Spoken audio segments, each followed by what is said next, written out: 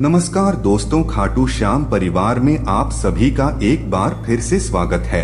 दोस्तों, आज का ये वीडियो बहुत ही खास है आप सभी के लिए। आज के इस वीडियो में हम जानेंगे देवउठनी एकादशी की प्रचलित 3 कथाओं के बारे में, तो बने रहे अंत तक। और सबसे लास्ट में आपको सुनूंगा सबसे प्रमुख कथा नंबर 1। दोस्तों, एक राजा के राज्य में सभी लोग एकादशी का व्रत रखते थे। प्रजा तथा नौकर चाकरों से लेकर पशुओं तक को एकादशी के दिन अन्न नहीं दिया जाता था। एक दिन किसी दूसरे राज्य का एक व्यक्ति राजा के पास आकर बोला, महाराज कृपा करके मुझे नौकरी पर रख लें। तब राजा ने उसके सामने एक शर्त रखी कि ठीक है, रख लेते हैं, किंतु रोज तो तुम्हें खाने को सब कुछ मिलेगा, पर एकादशी को अन्न नहीं मिलेगा। उस व्यक्ति ने उस समय हाँ कर ली, पर एकादशी के दिन जब उसे फलाहार का सामान दिया गया तो वह राजा के सामने जाकर गिड़गिड़ाने लगा, महाराज इससे मेरा पेट नहीं भरेगा, मैं भूखा ही मर जाऊंगा, मुझे अन्न दे दो। राजा ने उसे शर्त की बात याद दिलाई, पर वह अन्न छोड़ने को राजी नहीं हुआ। तब राजा ने उसे आटा, दाल, चावल आदि दिए। वह नित्य की तरह नदी पर पहुंचा और स्नान कर भोजन पकाने लगा। जब भोजन बन गया तो वह भगवान को बुलाने लगा, आओ भगवान, भोजन तैयार है। उसके बुलाने पर पीताम्बर धारण किए भगवान चतुर्भुज रूप में आ पहुँचे तथा प्रेम से उसके साथ भोजन करने लगे। भोजनादि करके भगवान अंतर्धान हो गए तथा वह अपने काम पर चला गया। 15 दिन बाद अगली एकादशी को वह राजा से कहने लगा कि महाराज मुझे दुगुना सामान दीजिए। उस दिन तो मैं भूखा ही रह गया।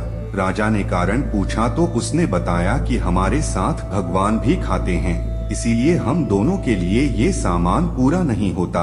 यह सुनकर राजा को बड़ा आश्चर्य हुआ। वह बोला, मैं नहीं मान सकता कि भगवान तुम्हारे साथ खाते हैं। मैं तो इतना व्रत रखता हूँ, पूजा करता हूँ, पर भगवान ने मुझे कभी दर्शन नहीं दिए। राजा की बात सुनकर वह बोला, महाराज यदि विश्वास न हो तो साथ चलकर देख लें। राजा एक पेड़ के पीछे छिपकर बैठ गया। उस व्यक्ति ने भोजन बनाया तथा भगवान को शाम तक पुकारता रहा, परंतु भगवान न आए। अंत में उसने कहा, हे भगवान, यदि आप नहीं आए तो मैं नदी में कूदकर प्राण त्याग दूंगा। लेकिन भगवान नहीं आए। तब वह प्राण त्यागने के उद्देश्य से नदी की तरफ बढ़ा। प्राण त्यागने का उसका दृढ़ इरादा जान शीघ्र ही भगवान ने प्रकट होकर उसे रोक लिया और साथ बैठकर भोजन करने लगे। खा पी कर वे उसे अपने विमान में बिठाकर अपने धाम ले गए। यह देख राजा ने सोचा कि व्रत उपवास से तब तक कोई फायदा नहीं होता जब तक मन शुद्ध न हो। इससे राजा को ज्ञान मिला। वह भी मन से व्रत उपवास करने लगा और अंत में स्वर्ग को प्राप्त हुआ। अब जानते हैं कथा नंबर 2 के बारे में। देव प्रबोधिनी एकादशी की व्रत कथा 2। दोस्तों, एक राजा था। उसके राज्य में प्रजा सुखी थी। एकादशी को कोई भी अन्न नहीं बेचता था, सभी फलाहार करते थे। एक बार भगवान ने राजा की परीक्षा लेनी चाहिए। भगवान ने एक सुंदरी का रूप धारण किया तथा सड़क पर बैठ गए।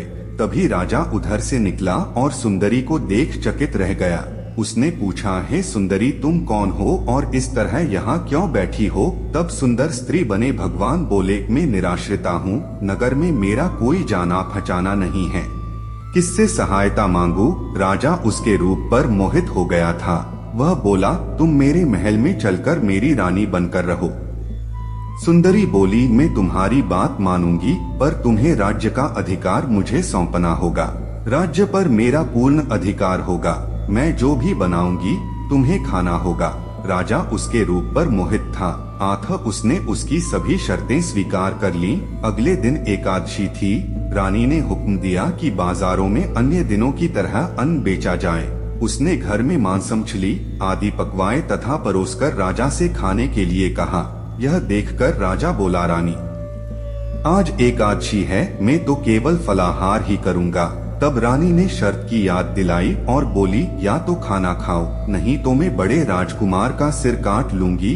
राजा ने अपनी स्थिति बड़ी रानी से कही तो बड़ी रानी बोली, महाराज धर्म न छोड़े बड़े राजकुमार का सिर दे दें, पुत्र तो फिर मिल जाएगा, पर धर्म नहीं मिलेगा। इसी दौरान बड़ा राजकुमार खेलकर आ गया।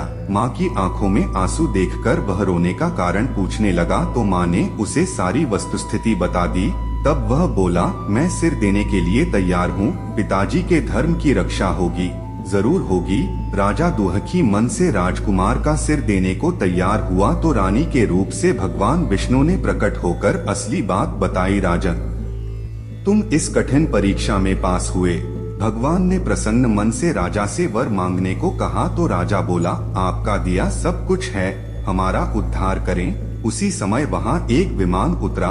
राजा ने अपना राज्य पुत्र को सौंप दिया और विमान में बैठकर परम धाम को चला गया। अब जानते हैं कथा नंबर 3 के बारे में। दोस्तों, देवउठनी एकादशी की एक प्रमुख कथा शंखासुर नामक राक्षस की है। शंखासुर ने तीनों लोकों में बहुत ही उत्पात मचाया हुआ था। तब सभी देवताओं के आग्रह करने पर भगवान विष्णु ने उस राक्षस से युद्ध किया और यह युद्ध कई वर्षों तक चला। युद्ध में वह असुर मारा गया और इसके बाद भगवान विष्णु विश्राम करने चले गए। कार्तिक शुक्ल एकादशी के दिन भगवान विष्णु की निद्रा टूटी थी और सभी देवताओं ने भगवान विष्णु की पूजा की थी। शिव महापुराण के अनुसार पौराणिक समय में दैत्यों का राजा दंभ हुआ करता था। वह बहुत बड़ा विष्णु भक्त था। कई सालों तक उसके यहाँ संतान नहीं होने के कारण उसने शुक्राचार्य को अपना गुरु बनाकर उनसे श्री कृष्ण मंत्र प्राप्त किया। यह मंत्र प्राप्त करके उसने पुष्कर सरोवर में घोर तपस्या की। भगवान विष्णु उसकी तपस्या से प्रसन्न हुए और उसे संतान प्राप्ति का वरदान दे दिया। भगवान विष्णु के वरदान से राजा दंभ के यहाँ एक पुत्र में जन्म लिया। इस पुत्र का नाम शंखचूड़ रखा गया। बड़ा होकर शंखचूड़ ने ब्रह्मा जी को प्रसन्न करने के लिए पुष्कर में घोर तपस्या की।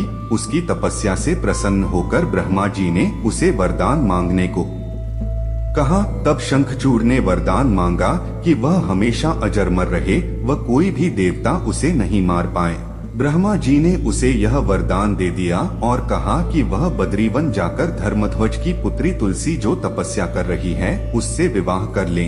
शंखचूड़ ने वैसा ही किया और तुलसी के साथ विवाह के बाद सुखपूर्वक रहने लगा। उसने अपने बल से देवताओं, असुरों, दानवों, राक्षसों, गंधर्वों, नागों, किन्नरों, मनुष्यों तथा त्रिलोकी के सभी प्राणियों पर विजय प्राप्त कर ली। वह भगवान श्री कृष्ण का परम भक्त था। शंखचूड़ के अत्याचारों से सभी देवता परेशान होकर ब्रह्मा जी के पास गए और ब्रह्मा जी उन्हें भगवान विष्णु के पास ले गए। भगवान विष्णु ने कहा कि शंखचूड़ की मृत्यु भगवान शिव के त्रिशूल से ही होगी, अतः आप उनके पास जाएं। भगवान शिव ने चित्ररथ नामक गण को अपना दूत बनाकर शंखचूड़ के पास भेजा। चित्ररथ ने शंखचूड़ को समझाया कि वह देवताओं को उनका राज्य लौटा दे, परंतु शंखचूड़ ने मना कर दिया और कहा कि वह महेश्वर से युद्ध करना चाहता है। भगवान शिव को जब यह बात पता चली तो वे युद्ध के लिए अपनी सेना लेकर निकल पड़े। इस तरह देवता और दानवों में घमासान युद्ध हुआ, परंतु ब्रह्मा जी के वरदान के कारण शंखचूड़ को देवता नहीं हरा पाए। भगवान शिव ने शंखचूड़ का वध करने के लिए जैसे ही अपना त्रिशूल उठाया, तभी आकाशवाणी हुई कि जब तक शंखचूड़ के हाथ में श्रीहरि का कवच है और इसकी पत्नी का सतीत्व अखंडित है, तब तक इसका वध असंभव है। आकाशवाणी सुनकर भगवान विष्णु वृद्ध ब्राह्मण का रूप धारण कर शंखचूड़ के पास गए और उससे श्रीहरि कवच दान में मांग लिया। शंखचूड़ ने वह कवच बिना किसी संकोच के दान कर दिया। इसके बाद भगवान विष्णु शंखचूड़ का रूप बनाकर तुलसी के पास गए। शंखचूड़ रूपी भगवान विष्णु ने तुलसी के महल के द्वार पर जाकर अपनी विजय होने की सूचना दी। यह सुनकर तुलसी बहुत प्रसन्न हुई और पति रूप में आए भगवान का पूजन किया व रमण किया।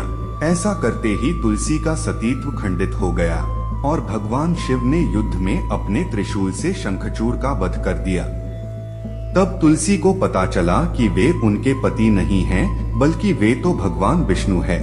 क्रोध में आकर तुलसी ने कहा कि आपने छलपूर्वक मेरा धर्म भ्रष्ट किया है और मेरे पति को मार डाला। आत्म में आपको श्राप देती हूँ कि आप पाषाण होकर धरती पर रहे। तब भगवान विष्णु ने कहा, देवी, तुम मेरे लिए भारतवर्ष में रहकर बहुत दिनों तक तपस्या कर चुकी हो। तुम्हारा यह शरीर नदी रूप में बदलकर गंडकी नामक नदी के रूप में प्रसिद्ध होगा। तुम पुष्पों में श्रेष्ठ तुलसी का वृक्ष बन जाओगी और सदा मेरे साथ रहोगी। तुम्हारे श्राप को सत्य करने के लिए मैं पाषाण शालिग्राम बनकर रहूंगा। गंडकी नदी के तट पर मेरा वास होगा। देव प्रबोधिनी एकादशी के दिन भगवान शालिग्राम व तुलसी का विवाह संपन्न कर मांगलिक कार्यों का प्रारंभ किया जाता है। हिंदू धर्म मान्यता के अनुसार इस दिन तुलसी शालिग्राम विवाह करने से अपार पुण्य प्राप्त होता है। जय श्री हरि।